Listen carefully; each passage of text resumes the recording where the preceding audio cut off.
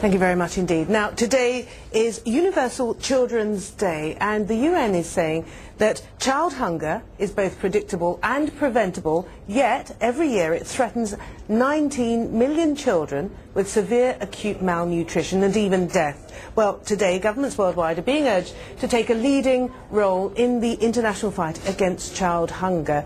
Well, Anna Fuchtwang is here. She's Chief Executive of EveryChild charity. Give us an idea of the scale of the problem. I notice we're saying 19 million children face acute malnutrition every year, but I'm sure the situation is actually far greater than that. Absolutely. I think it's particularly bad for children that are living away from their families as well, because one of the major problems is that when recessions grow, food prices go up, hunger gets worse. Families often resort to sending their children away to work, or because they can't afford to feed them themselves. Well, just this week here on BBC World News, we've had a very, very moving story of women in Afghanistan faced with rising food prices, having to sell their children. Absolutely, and I think children in those situations are particularly vulnerable. Although parents have the first responsibility to look after them, often when you have absolutely no option as a mother, you may even consider doing that, selling your child, because you think that way they may at least get a chance to eat and possibly have a better life. And children particularly vulnerable. Particularly vulnerable. In the last war in Rwanda, about 500,000 children lost their parents. And we know that what's happening in the Congo at the moment means that many children will also be without parents, without that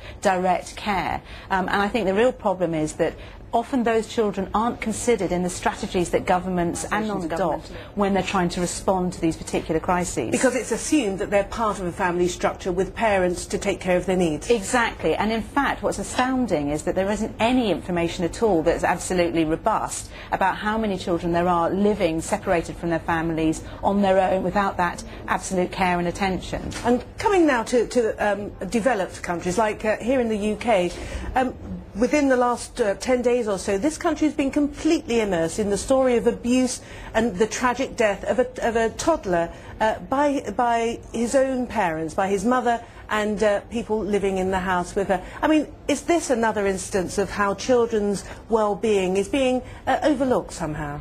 Well, I suppose organisations like EveryChild would say that the child's safety is always absolutely paramount, and sometimes safety in the home is also a danger, as we've seen with that terrible case. But I think the problem in developing countries is that children won't even have that choice. I mean, they don't have families to live with. And because they're not being counted by anybody, the services that authorities and governments are meant to be providing just don't reach them at all. In fact, they really, I mean, literally don't count.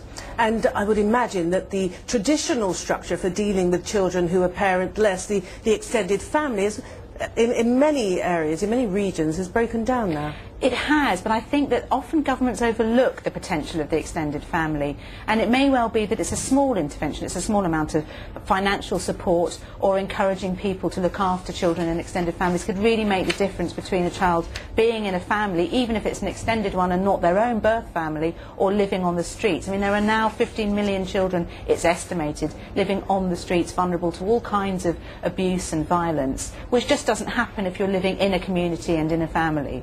Anna